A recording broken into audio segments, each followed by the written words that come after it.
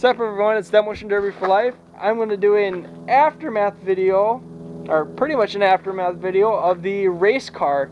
I recently raced it a couple of weeks ago, a week ago. Yeah, I think it was like a week ago, and I did pretty good. I didn't place. I had a lot of fun doing it. I definitely recommend you guys going to the ice races in Minnesota. They're not doing any more this year, but I definitely recommend going. It's a lot of fun. You can find a very cheap car. It has to be either a 4-cylinder or 6-cylinder, and all you have to do is just take out the tail lights and headlights. That's really all you have to do. And then you got to put a chain around the back bumper and the front bumper so they can pull you out if you get stuck. Oh, dog. But I do recommend doing it. It's a lot of fun. It's very cheap. I will put I'll put the ice racing link in the description down below. I will do that so you guys can check it out if you guys want to do it next year. They are done doing it this year just because it's starting to warm up and they only do 2 a year.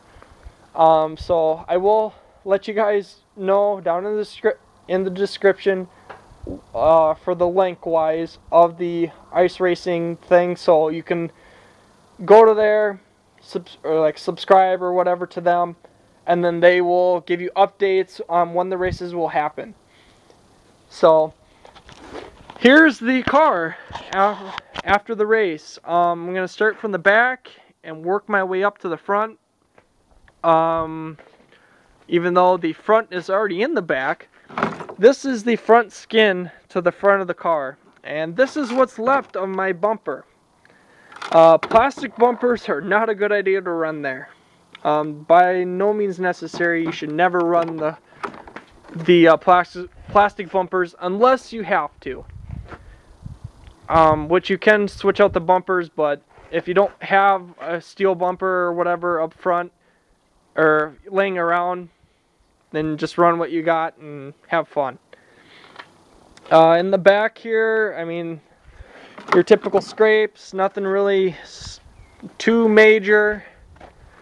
The back bumper, I actually probably will cut this off next year. Like, just cut it off and then just run my chain through that little hole right there. Because you do have to run chains. That's part of the rules. No damage here. This is all done by me from the hammer. I did get hit a couple times in the passenger door. So this door will not open, even though I already did that myself with the lawnmower last year. Rockers are completely gone, rusted out. This car is getting to be pretty much junk. But it still runs and drives pretty good, I guess.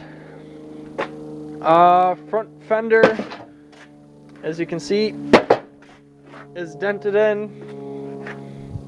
Oh well, not worried. Kind of hard to open up this door, but I could just take an angle grinder and just cut it back so it opens up pretty good, but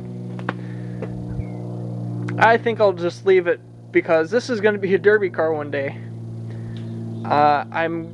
Don't know how I'm going to do it, but we'll see. Like I said, I lost my front bumper. This I did on my own. Let's see if I can get down here. This is from lifting up in the front because I had no bumper to grab onto with the Bobcat. Because I could not drive this car actually. And I'll show you why on the other side. So that I did myself. So I'm going to end up just cutting it back and we'll go from there. Like, I'll probably cut it back to right behind this notch, and then I will weld a front bumper on. But we'll see. That'll be done in the very near future, meaning probably next fall. Or maybe even a little earlier, because I have I'm going to see if I can run this at a few fairs, which should be a lot of fun. Before I forget, these are not the stock rims that I ran on the car. Those are the stock rims. But what I ended up doing is I found I went in the back of my tire pile and I found what these are Chevy rims off 80s GM Chevy bolt pattern, and they aren't quite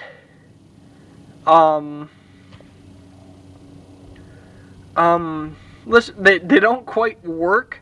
So what I ended up doing is I took a torch and I just cut them out just enough so that it would slide on. I will show you or on the other side how I did it, but I just added a couple washers just to keep it all there, and it seemed to work out pretty good. I got very good traction with these. They're not as wide as the other ones, I think, or they're just about the same, maybe a little bit wider, but I still got pretty good traction with them. They're very big tires, and I think they were worth putting on there. I mean, that's just a massive tire on a small car. Coming around this side, here's my stockpile bumpers, which I already did a video on, and that's going to be up before this one, I hope. But I do have a bunch of more videos to post of the ice races, or about two or three more. This side, I actually got picked on quite a bit. I actually had a rival out there. They were in a minivan, and they were going after me pretty good. They actually were hitting me enough that these doors actually finally open again. They kept hitting me in the side here, and they finally just caved it in enough that everything just came loose. Let's see. There we go. Closed.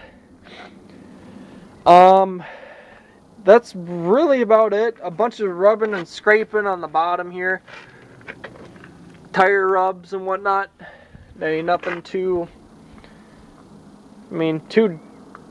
overly damaging, but seemed to hold up pretty good.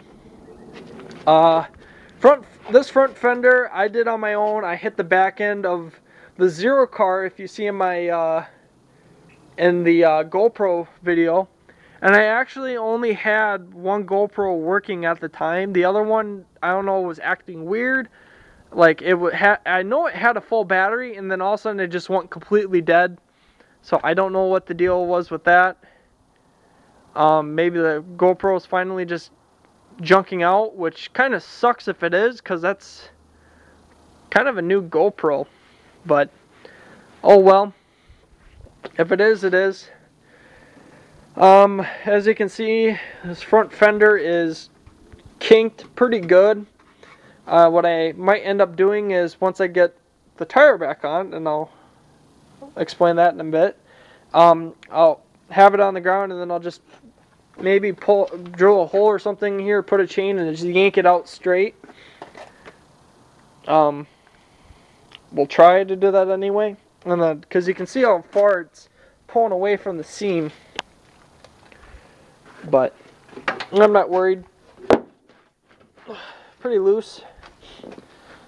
I mean, when I first did this, I thought, oh, I screwed up the whole front end, which kind of was right. The hood's pretty good yet. Nothing too damaged on it.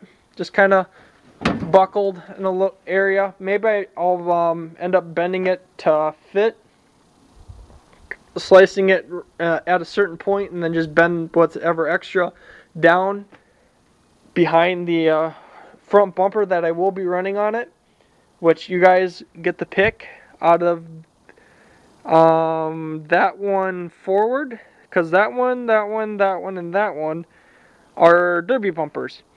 And they will be built to, like for 80s welded class, or even the outlaw class. I'm gonna weld them up really nice. So before I forget, this is what I did to the 80s GM bumper. I just took the cutting torch and I just sliced these holes just a little bit bigger, just enough that they would fit. I mean, they're like the holes were maybe just a smidge smaller, but with those washers on there, it holds everything together. So instead of just going to a junkyard and finding a few more extra spares, I made my own extra spares. And before I forget now, what ended up taking me out of the race, I actually had one lap left before this happened. I broke a tie rod. That's what happens when you drive a little aggressive. I do have this fixed up right now. All what I did is I took a piece of angle iron, just a very small piece, and I should have made it long enough that it would go all the way up to here, but oh well, I'm not worried. So what I did was the two broken pieces, I just welded it together, butt welded it enough that it would hold, and then I checked to make sure I can turn with it. Then I put the piece of angle iron on it, and then I just welded it solid. This is gonna strengthen this tie rod like 20-30 times more than what it was. It's gonna strengthen it, and then it's gonna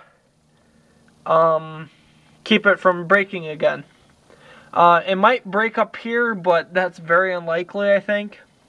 I mean, it broke right at right where the threads were. That's where it broke.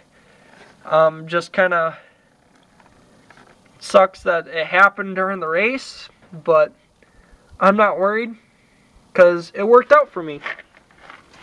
Because I had a blast, and the buddies that I took with me, they had a blast. But there you go, guys. There's the aftermath of the car.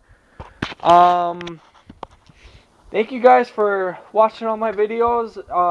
Don't forget to hit the like button and the subscribe button.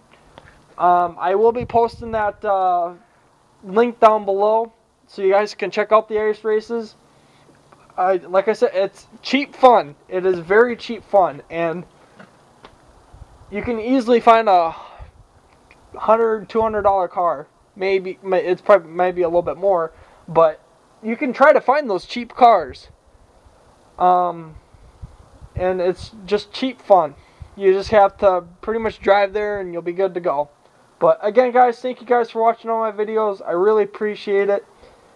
Like I said, don't forget to hit the like button if you like this video, and don't forget to hit the subscribe button if you're new, and hit that share button if you guys want to show other people on Facebook, on other social medias of this content, and hopefully they'll subscribe and more, and I can keep doing more and more and more. But again, guys, don't forget the like button, subscribe button, the share button. I love you guys. We'll catch you guys later.